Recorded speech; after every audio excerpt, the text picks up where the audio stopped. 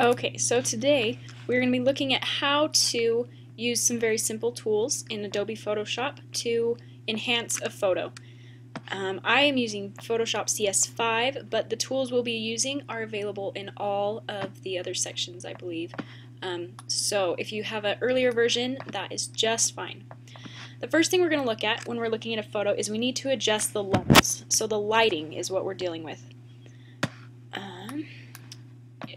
If you come up to the tab that says Image, come down to Adjustments, and you're going to go over here to Levels. There's a shortcut, but we'll go the long way so you guys can learn how. This is our Levels box. Levels deals with the light, so we can add more of the light, or we can add more of the darks, or the middle tones as well. So I'll put that back at 1. Okay, so first I like to start with the lights.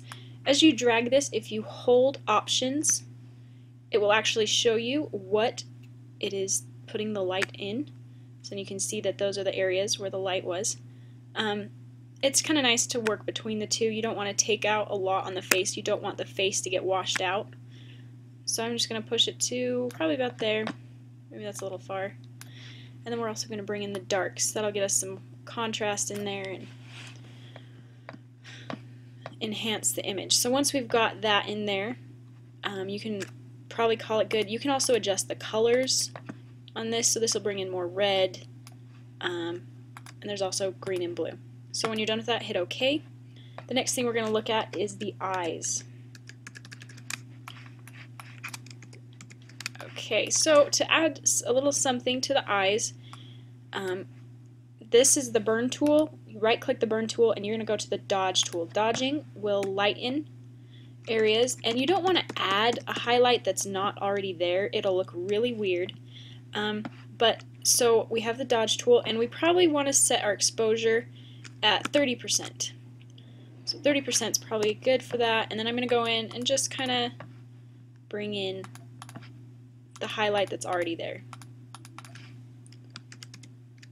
So as you can see, that just kind of brings life to the image and just makes it look a little better. Another thing that you can do to help with the eyes is sometimes you get these deep bags under your eyes or even dark shadows. If you go to the cloning brush, what this brush does is you pick a point and it will clone that thing that you've chosen. We're going to have the opacity probably at 20 or 30 for this because you don't want to clone it exactly, just a little bit.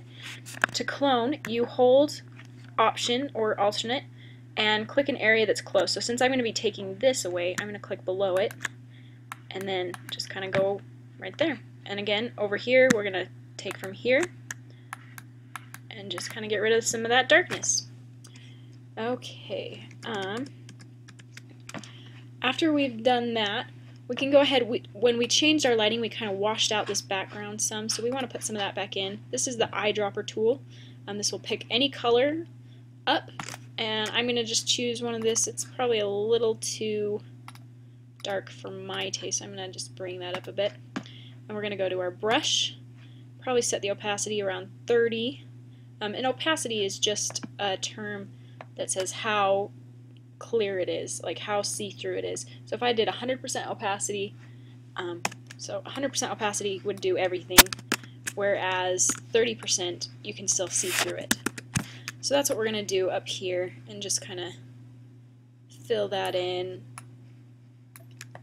And also, like I just barely did, you don't want to do it in 2 brush strokes since you've set the opacity at one thing. If you just hold it the entire time, it won't do more than that opacity, but if you take it away and go back over it, then you're at 60%. Okay, and then I'm just going to get a little darker color because the sky gets darker as you go up, so I'm just going to, that's probably too dark, add a little more of that.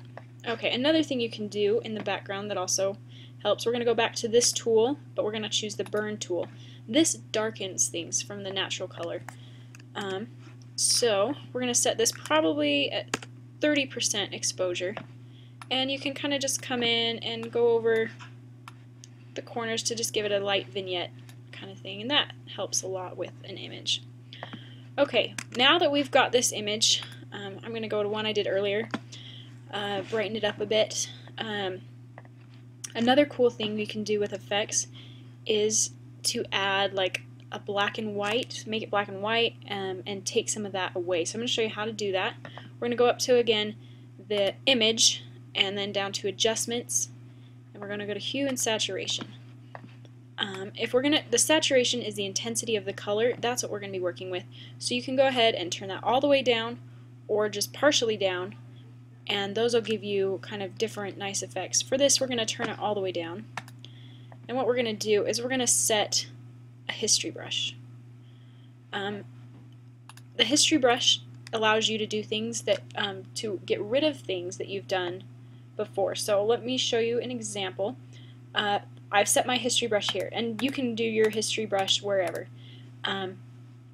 And it just is something that's a reference point. It will take you back to that point. So then we're going to come over here and choose the history brush tool, and you can do your opacity, whatever. If we do 100, like this will bring it back to whatever it was where I set the history brush. So you could do whatever you wanted. Some people come in and they bring back colors of certain things. This is how they do that. But I don't want those, at least not like that. So I'm going to change my opacity probably to a 30. And again, this needs to be in one brush stroke, because the more you do it, the more, it won't be the 30%, it'll be 60. So I'm just going to bring back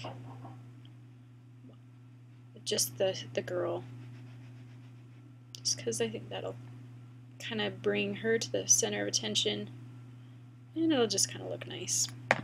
So there's some really simple things, and if you think it's not quite, you can go over it again. And that's just some really cool things that you do with some images. So hopefully you've enjoyed learning a couple tricks about Photoshop, and thank you.